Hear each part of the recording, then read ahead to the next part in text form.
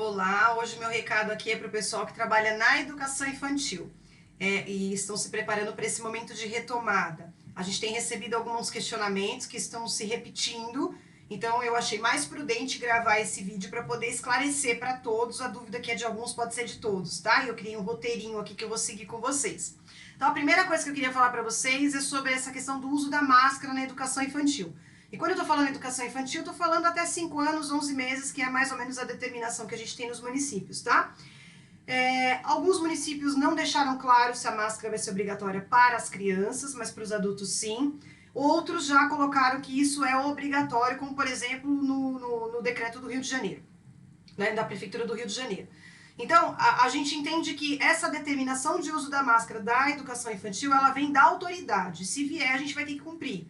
Quem está acompanhando a gente aí nessa assessoria sabe que nós não concordamos com a máscara na educação infantil, porque a gente sabe que principalmente os mais novos, pelo menos até os 3 anos, eles com certeza vão tirar essa máscara, vão levar a mão no rosto, vão trocar a máscara, né, vão ficar irritados com aquele EPI, porque uma coisa é você colocar a máscara na criança para fazer um mercado, para dar uma volta no parque, na praça. Outra coisa é essa criança ficar no papel de aluno dentro de uma escola por 3, 4, 5 horas com uma máscara.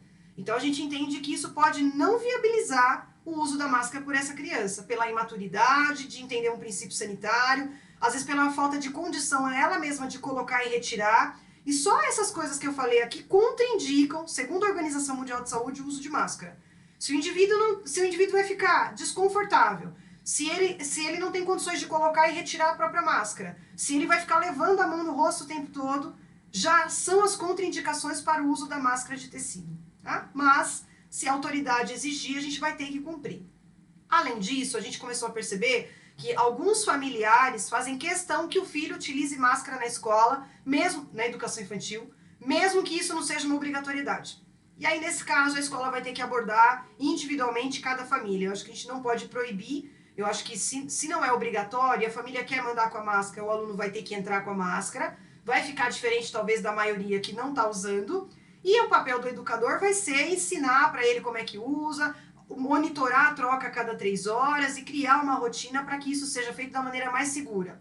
Se perceber ao longo dos dias de que o aluno está desrespeitando as regras de uso da máscara, está tirando, está irritado, entrar em contato com essa família, explicar a situação, para verificar se de repente eles não voltam atrás e não fazem essa exigência de que a máscara seja usada na escola.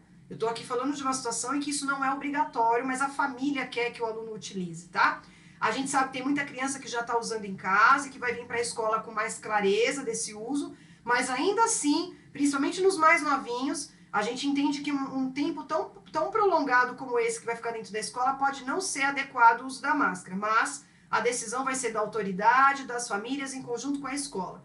Mas a gente está dizendo isso para vocês só para vocês entenderem a importância e qual é o fundamento científico que a gente se baseia para conversar sobre isso, tá?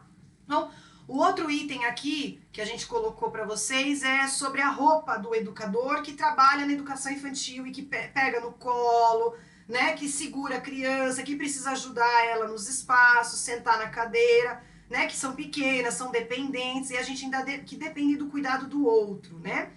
Então, assim, a gente não pode esquecer primeiro que é uma escola, não é um hospital. E que se a gente não puder nem chegar perto de uma criança, então não pode reabrir a educação infantil.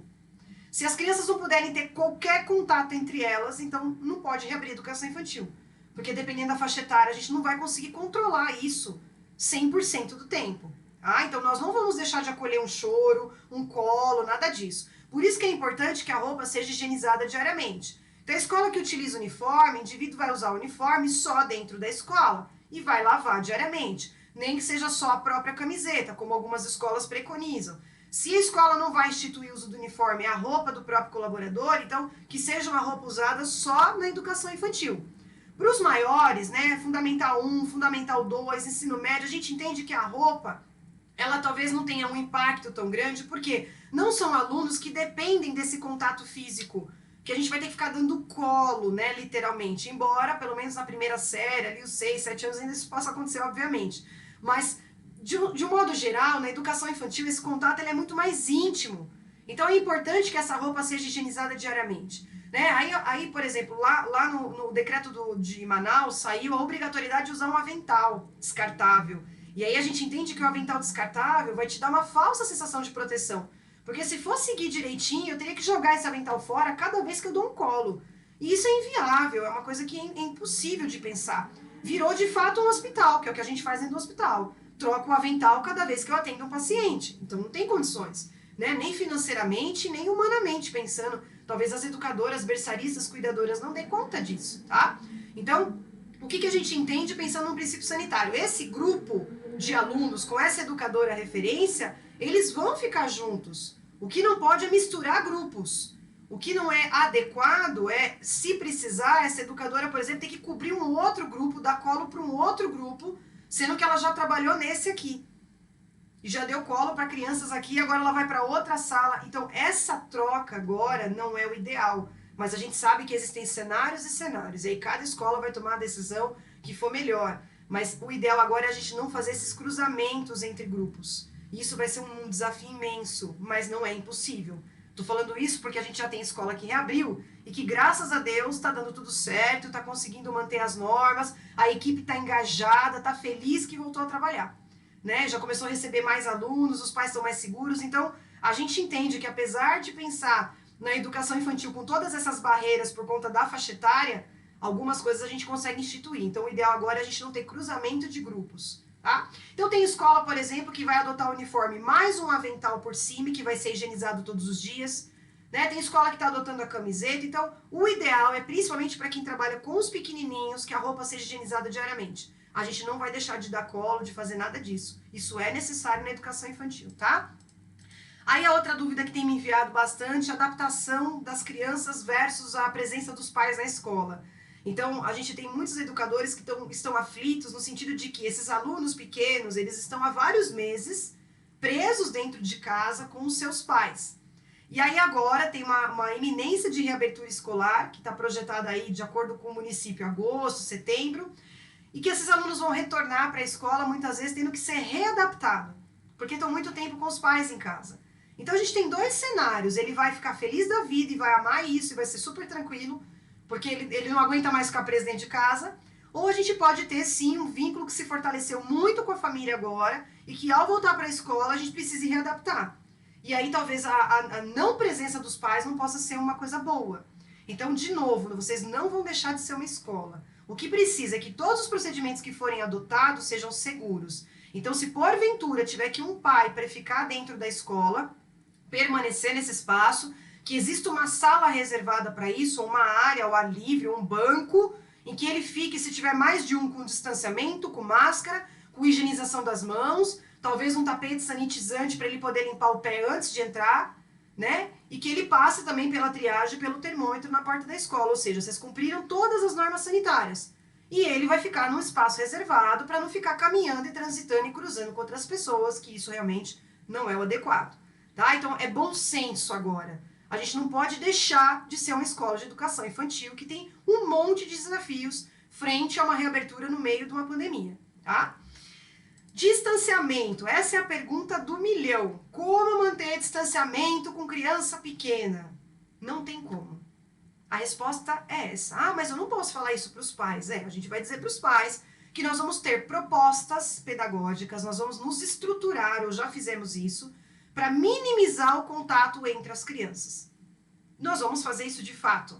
Agora, garantir 100% que eles não vão se encostar, isso não existe na educação infantil. Tá? Se não pode ter contato nenhum, então não pode reabrir a educação infantil. A gente entende que se uma autoridade está dizendo creche, escola de educação infantil pode abrir, é porque algum contato é possível, mas a gente vai tentar minimizar isso para os pequenos grupos. Então, não entre grupos. Então, a sala 1 não vai se misturar com a sala 2, com a sala 3, com a sala 4, como acontecia talvez. Agora, é só entre o grupo dela. E aí a gente não vai propor, por exemplo, olha, vamos brincar de pega-pega. Eles vão se encostar, eles vão se esbarrar, eles vão se empurrar. Agora a gente vai fazer outras propostas que minimizem o contato. E aí entra um monte de outras questões, que é e o material pedagógico? E a massinha? Como é que limpa a massinha? Não se limpa a massinha. Não tem como lavar a massinha. Então a gente pode, numa proposta, entregar o potinho de massinha, ou o pedaço de massinha para cada aluno, mas não tem como garantir que eles não vão trocar. Mas a gente pode mediar isso, pode incentivar, pode orientar ou não vai usar massinha. Ah, mas vai fazer uma atividade de pintura. Bom, cada um vai ter que ter o seu pincel. Talvez o seu potinho de tinta, não vai dar para ser o potinho coletivo, o pincel coletivo. Então nós vamos ter que nos adaptar. O que é importante entender é que a higienização das mãos dos alunos pode acontecer antes, deve acontecer antes, fez a proposta pedagógica, agora higieniza a mão de novo. Então a higienização das mãos ela vai acontecer muitas vezes durante o dia, com álcool, gel que está ali na hora e sempre que possível, nos momentos de saída da sala de aula, com água e sabão na pia, de maneira organizada. Que também não vai ser fácil, vai ser um desafio, mas nós vamos ter que reaprender e reorganizar todos esses processos dentro da escola, para não ter aglomeração, inclusive na pia, na hora de lavar a mão.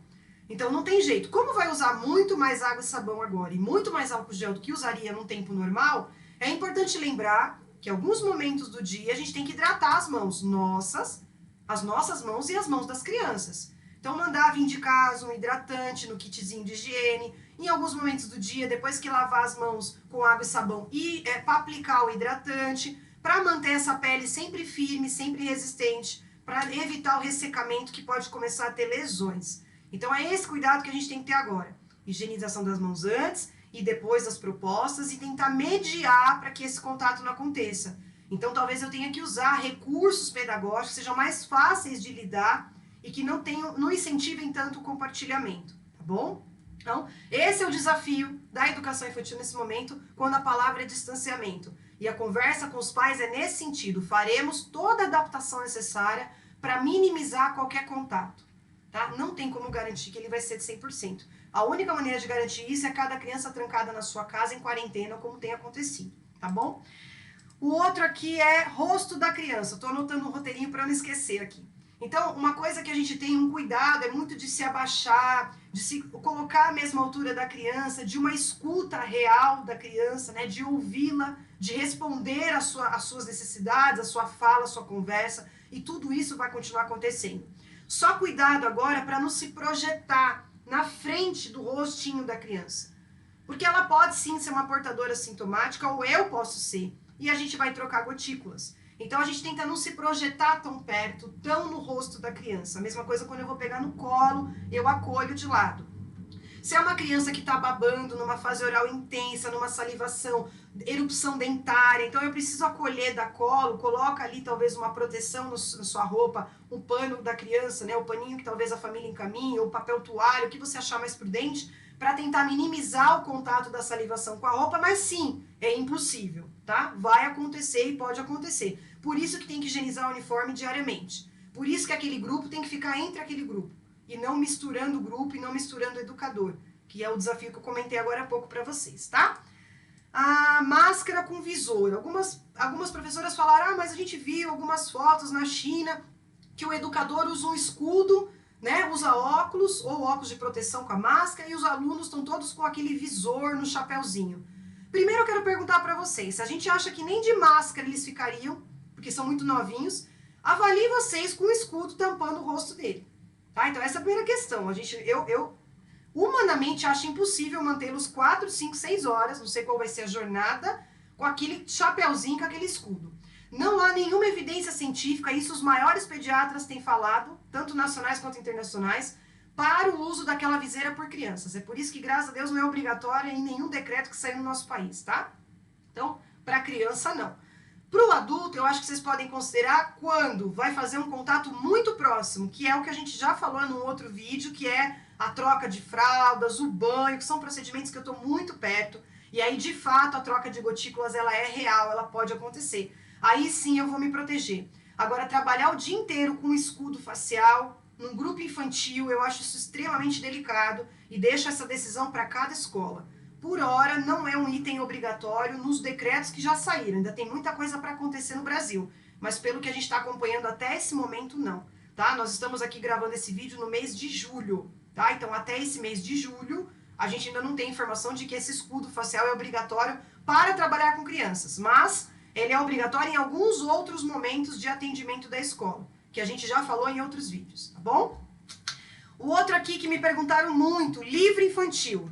O que a gente faz com os livrinhos na sala de aula? Bom, Se a gente for respeitar o protocolo de biblioteca, que já saiu, inclusive internacionalmente, agora no Brasil, que é quarentena de 5 dias para o livro, a gente não vai ter livro para usar na escola infantil, tá? Então, assim, não estou dizendo que a gente tem que desrespeitar o protocolo de biblioteca, mas a gente tem que entender o que é um empréstimo de livro numa biblioteca, que o indivíduo vai pegar um livro, vai levar para sua casa, pode ser folheado por várias pessoas e aquilo vai voltar para a escola. Essa é a dinâmica de uma biblioteca. E de um livro que está dentro de uma sala específica para uma turma específica. São contextos sanitários diferentes.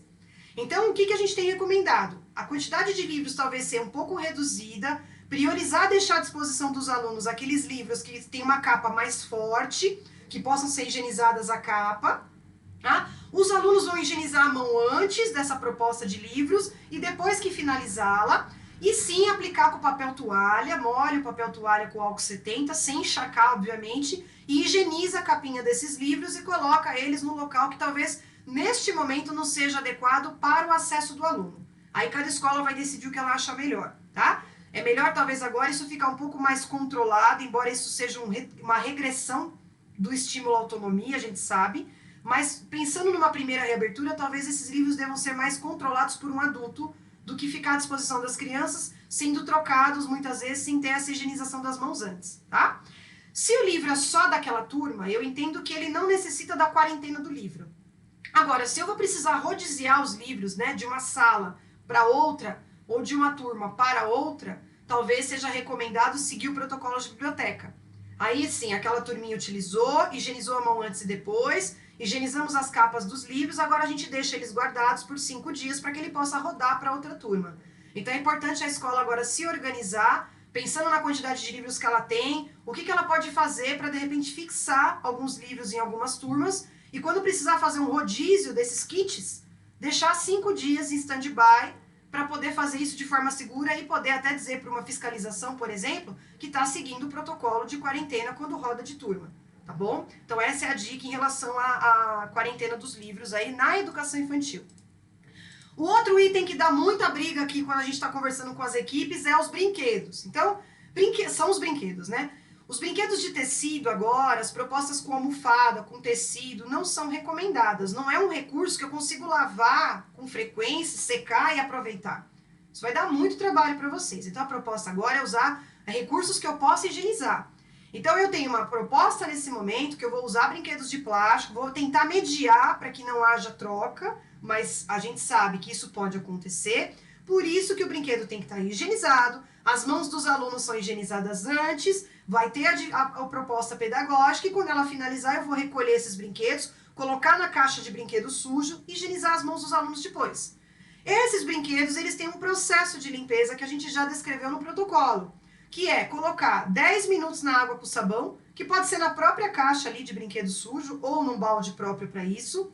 Deixa 10 minutos com água e sabão, tira, o sabão é diluído conforme o galão, do jeito que vocês compraram do fornecedor, tem que ler lá o rótulo para saber como que é essa diluição. Retiro dessa água com sabão, coloco mais 5 ou 10 minutos de molho na água só para remover o sabão e limpo uma bancada com álcool 70%, espalhe os brinquedos para eles secarem, tá? Não é obrigatório borrifar álcool 70% depois, mas pode ser considerado. Por que eu tô falando que não é obrigatório? Por quê? Muito brinquedo de plástico, de borracha, vai começar a ressecar de tanto álcool. E você vai começar a perder esses brinquedos. O álcool tem essa característica de ressecar a borracha, tá? Então tem que ter esse bom senso aí para vocês não acabarem perdendo o brinquedo, estragando o brinquedo. Se lavar dentro desse propósito de deixar de molho, ou seja, não é uma água que eu tô ali embaixo da torneira esfregando e que eu nem consigo garantir que eu limpei todas as partes do brinquedo. Eu tô pondo de molho, então todas as partes do brinquedo foram higienizadas. Tirei do molho, coloquei em outro balde, tirei o sabão e deixei secando.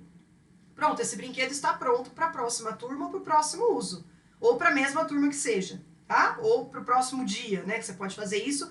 Se for só de uma turma, no final dessa turma, a hora que ela sair, a gente vai higienizar os brinquedos. E os brinquedos de madeira? Os brinquedos de madeira tem que conversar com o fornecedor. Porque tem brinquedo de madeira que não recebe tratamento. E tem brinquedo de madeira que recebe uma tinta, uma pintura própria, uma pintura tóxica, que permite borrifar álcool 70. E aí eu não vou borrifar o álcool direto no brinquedo. Eu vou pegar o papel toalha, borrifo o álcool no papel toalha e higienizo com o papel toalha. Ou Se vocês entenderem que isso pode ser delegado para a equipe de limpeza, eu vou ter um pano, que eu vou borrifar o álcool no pano e vou higienizar o meu brinquedo com o pano. E esse pano depois tem que ser higienizado também, tá? Mas não borrifar direto no recurso de madeira, porque eu posso umedecer demais e isso danificar o meu produto. Tá? Não só os brinquedos, como os equipamentos de madeira que algumas escolas adotam, que tem vários tipos de abordagem pedagógicas aí. Caixas, pranchas, rampas. Então tem que entender com o fabricante qual é a forma adequada de higienizar, tá? Então isso é importante a gente olhar. O outro problema que dá aqui, que dá muita briga, minha gente, mochila. Então eu tô falando assim, não pode chegar mochila na escola, então a mochila vai ter que ser higienizada, cada aluno que entrar nós vamos ter que limpar a mochila. Então é assim, se cada aluno que entrar, vocês tiverem que limpar a mochila, então a entrada vai levar umas 2h30 para acontecer. Né? Porque tem mochila que tem bolsinho, que tem pingente, que tem o ganchinho, que tem rodinha. Então, a gente não é viável a gente pensar hoje numa higienização de tudo. Porque isso tem que ser delegado para as famílias também. Ah, mas e se o pai não fizer? Bom, agora é um compromisso que a família tem que assumir com a escola. A família tem que mandar o aluno de uniforme trocado todo dia, com o sapato higienizado todo dia, né? Com os pertences dentro dessa mochila, que tem que ser o mínimo possível, básico só, todos os dias, incluindo o estojo de escova de dente, a própria escova. E aí eu imagino que nesse momento tem um monte de gente rindo, assistindo o vídeo, porque sabe que tem vários pais que não fazem isso, né? Que do jeito que vai e volta, eu sei, eu conheço o cenário escolar, então assim, a gente vai ter que continuar tentando, educando, incentivando, porque a gente precisa da contrapartida da família nesse momento. Se a escola tiver que fazer tudo, limpar a roupa, trocar sapato, limpar a mochila, limpar o menino, né? Limpar o chão, limpar a sala, os brinquedos, limpar o banheiro, limpar o corrimão, a maçaneta, a porta. Quando vê, já deu a hora de ir embora, já está na hora de devolver o aluno para a família e não deu para fazer nada.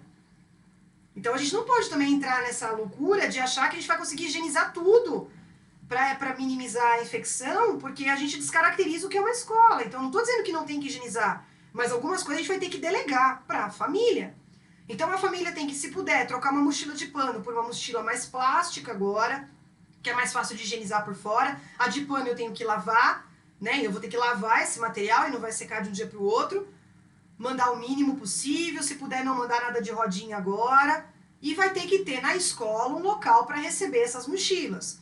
Então, o que a gente tem orientado? Se essas mochilas puderem ser acondicionadas externamente à sala, ou seja, na porta, ali do lado de fora da sala, quando precisar pegar algum material na mochila, esse material vai ser feito de que forma? O aluno vai higienizar as mãos, vai pegar o seu material, vai usar para o que precisa, vai devolver o material na mochila e vai higienizar as mãos de novo.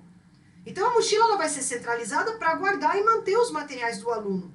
Se for uma faixa etária, por exemplo, Fundamental 1, Fundamental 2, que vai ter que usar máscara, o saco de máscara limpo, o saco de máscara suja fica na mochila. Não fica espalhado pela sala em algum outro local.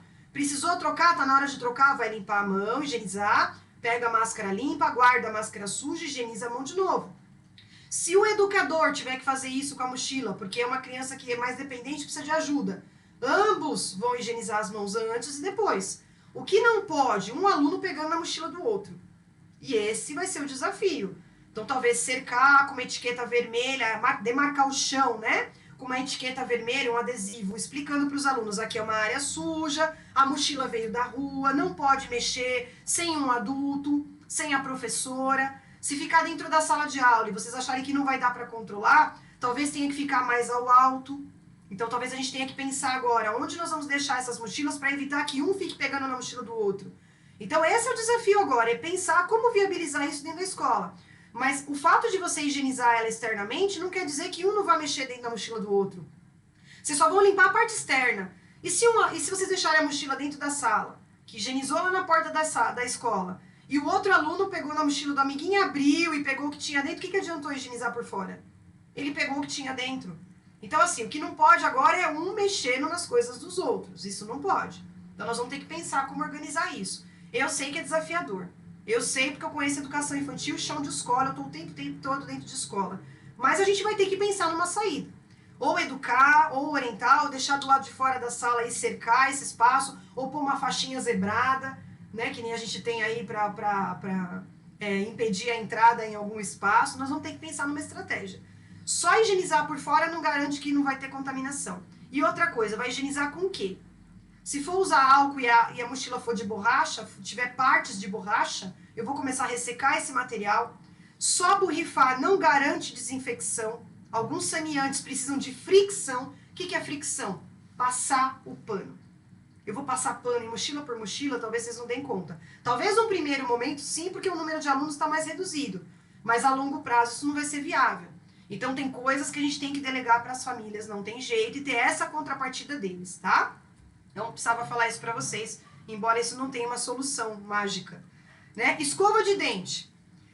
Eu acho que o desafio aqui são dois. É o estojo e aonde armazenar a escova, se isso fica na escola, se isso vai para casa todo dia, e como fazer essa escovação numa faixa etária menor, com organização, com distanciamento, respeitando regras. Então, é desafiador, tem algumas escolas que são de meio período, que estão informando os pais que a escovação tem que ser antes e depois de entrar na escola, que durante o horário de aula, por meio período, não vai ser feita, porque elas não têm espaço e não conseguiram entender como fazer isso com segurança. E aí eu acho que se a escola está insegura e se a família entender que isso é adequado, tá ótimo, tem que fazer o que vocês se sentem seguros, tá? Agora, se a escola é de tempo integral, se vai ser possível manter o período integral, então em algum momento talvez tenha que acontecer a escovação. Se entender que sim, essa escovação vai ter que respeitar esse distanciamento. E aí o educador vai ter que estar ali próximo da torneira, lavando a sua mão para auxiliar o aluno quando ele for novinho, lavou a mão, auxilia o outro, o álcool gel se for mais rápido, para tentar ele também não contaminar a mão e não passar essa contaminação entre as crianças, favorecer o distanciamento entre as pias, então talvez uma torneira sim, uma torneira não, ou demarcação do piso, e tentar se organizar. Pode ser que algumas medidas que vocês adotem agora, quando começar de fato as aulas, não deem certo, e aí vai ter que rever o processo. Isso vocês têm que saber que isso pode acontecer. Não existe uma receita mágica e perfeita para tudo. O que existe é bom senso, é conhecer o princípio sanitário, que é manter o distanciamento, é tentar não compartilhar, e dentro disso fazer o melhor que eu posso, dentro do meu espaço físico com o que eu tenho. Então tem coisa que vai funcionar e tem coisa que não vai dar certo. E aí a gente vai ter que rever o procedimento, e para isso vocês podem contar com a gente, contar com as outras pessoas que vocês têm de apoio aí na escola, tá? Então, as assessorias, os especialistas, as pessoas que a escola costuma consultar, para a gente tentar rever esse protocolo e ajustar para que ele funcione. Então, o ideal agora é o distanciamento na hora da escovação, cuidado com a professora que está auxiliando vários ali para não ter compartilhamento, né, da mão dela ajudando um e depois a mesma mão ajudando o outro, ela tem que higienizar, mesmo que com álcool gel ali, se for mais rápido, né, do que lavar com água e sabão, que é uma técnica mais demorada. Finalizou, o que a gente sugere? Que isso volte para casa e que seja a responsabilidade dos pais a higienização da escova e do estojo. Porque eu tenho ali saliva, gotículas, é um material contaminado, não estou falando de coronavírus, só de outros germes, mas que em tempos normais a escola poderia assumir a higienização e cuidado desses estojos, como muitas fazem. E tem muitas escolas que fazem isso porque manda para casa e os pais às vezes devolvem do jeito que vai. Ou então tira para lavar e não manda no dia seguinte, infelizmente. Então pode acontecer. Então, nesse caso, tem escola que acaba assumindo. Nesse momento, a minha sugestão para vocês, porque a gente entende que é mais seguro colocar na mochila do aluno e mandar para a família higienizar. A família higieniza, na hora da escovação o aluno vai lavar a mão, vai pegar a escova na sua mochila, vai escovar, com auxílio ou não, vai lavar a escova, vai guardar na mochila e vai higienizar as mãos. Né? Então a gente orienta que seja esse o procedimento agora, contando com a ajuda da família. Faltam mais 4 itens só e a gente já vai acabar. Esse vídeo aqui ficou mais longo, porque são muitas informações que eu tenho recebido e eu achei que valia a pena trazer para vocês o nosso ponto de vista, tá? Toalha de banho. Então, as escolas que porventura tenham que dar banho, isso pode acontecer, porque às vezes a criança pode ter tido uma evacuação, né, em uma maior quantidade, acabou sujando roupa, vazou, ou teve um vômito ali, aí acabou sujando roupa, enquanto a família não vem buscar, vai acabar sendo higienizada, vai tomar um banho, enfim. Ou o banho é uma rotina, porque é uma criança de período integral, em algum momento a escola vai acabar fazendo o banho. Então, cada escola tem o seu princípio pedagógico, tem escolas que vão dar banho, tem escolas que não vão. Se ele tiver que acontecer, a gente orienta que a toalha seja usada, obviamente, e que depois você tem 2 opções. Ou vai dobrar, pôr no saquinho e mandar para casa, tem que vir uma seca no dia seguinte, ou seja, higienizada. E a gente sabe a implicação disso, de que às vezes vai do mesmo jeito que volta, né? Então vai e volta, úmida, suja, e isso não é o esperado, os pais precisam ter essa reposição. Ou então, se essa toalha ficar na escola, a escola vai ter que ter espaço para estender, para ela secar, para então guardar num saquinho, no reservatório, no nicho, no escaninho individual daquele aluno. ou um gaveteirinho que seja daquele aluno, não pode misturar. Isso se aplica para o lençol também, para aquela faixa etária que tem a hora do sono, que tem a soneca. Então, o lençol ele é individual, eu forrei a cama, a criança fez a soneca, dobrei o lençol e guardei individualmente. Ele pode ficar na escola. O lençol não demanda essa questão de secar como a toalha. E tem escola que não tem espaço para secar. Então, não pode mais esse negócio, nunca deveria ter existido essa questão de pendurar uma toalha do lado da outra, porque elas se tocam, às vezes o espaço é super apertado, ou elas não se secam, ou então elas estão penduradas dentro de um espaço que é o próprio banheiro, trocador, que é extremamente úmido e que não favorece a secagem dessas toalhas, mesmo que tenha janela. Então elas acabam ficando úmidas, podem acumular outros germes, isso não é saudável. Mas a toalha é um desafio na educação infantil. O ideal, o cenário ideal seria ter um espaço para secar essas toalhas ao ar livre, dobrar e guardar individualmente, mas nem toda escola tem esse espaço. Então, neste caso, a orientação que eu dou para esse momento, manda para casa, a família vai ter que ter mais toalhas nesse momento, para poder mandar todo dia uma toalha limpa para a criança, tá? O lençol pode ficar na escola, só que se vazar urina, se a criança salivar muito durante o sono, que acontece para aquelas que dormem às vezes de boca aberta, a recomendação é dobrar o lençol, pôr na mochila e pedir a troca para a família para o dia seguinte, tá? Agora, o lençol foi utilizado, não tem qualquer sinal de umidade, pode dobrar, guardar individualmente para cada aluno. E depois fazer a higienização da caminha, que normalmente é o álcool 70%, cada escola vai adotar um protocolo, tá? Então, uma coisa que eu anotei aqui, tá acabando, faltam 2 itens só, caminha compartilhada. Então, às vezes a gente tem salas, né, salas de G2, é que cada escola usa uma classificação, então não vou usar de classificação aqui, mas tem escolas que têm uma faixa etária um pouco maior e que os alunos não têm uma rotina de soneca, mas alguns têm necessidade de dormir em algum momento do dia. E aí tem uma caminha lá que está sempre pronta para esse aluno. Essa caminha não pode ter um lençol coletivo. Ou a escola adota o lençol descartável e na hora que perceber que o aluno está com sono ou que ele está se direcionando para dormir, vai forrar. Ou essa caminha não vai ter lençol, vai ser uma caminha que são aqueles, tem alguns modelos que são mais, são emborrachados, né, que você pode higienizar a cada uso e ele vai deitar ali, não vai ter o lençol. Ou então é um lençol individual do próprio aluno. Então tem que entender, pensando na dinâmica da sala, da turminha, o que é viável. Dá tempo de forrar antes dele pegar no sono, ele vai deitar ali e vai dormir. Então, ou então essa caminha vai ficar sempre com o lençol descartável limpo, se isso for viável para a escola. Usou, o aluno acordou, descarta. Ou então o aluno acordou, dobra o lençolzinho e guarda na mochilinha dele ou na área reservada para aquele aluno que tem na sala. Não pode ser um lençol coletivo e nem um uso compartilhado da cama sem higienização antes, tá bom? Isso em qualquer tempo, independente da pandemia, porque isso favorece a disseminação de outros germes, porque você pode ter uma criança que dorme de boca aberta, ou com a boca no lençol, com a boca no colchão e saliva, né, ou perde um pouco de urina, nem percebeu que o lençol ficou úmido, vai lá, deita outra, não é higiênico, não é o adequado, tá? Parquinho. Então, agora parquinho versus areia versus parque de areia. Então, todo mundo tá, e aí, vai poder usar o parquinho? Bom, a gente percebeu que em alguns decretos eles estão orientando a fechar o parquinho infantil, na educação infantil, e só permitir o uso depois que os parques da cidade forem abertos, tá? Mas eu acho que a reabertura escolar ela vai estar condicionada, provavelmente, à reabertura dos parques na cidade. Então, eu entendo, pelo que eu tenho acompanhado, né, nós estamos aqui gravando esse vídeo em julho, de que sim, vai poder usar o parquinho infantil.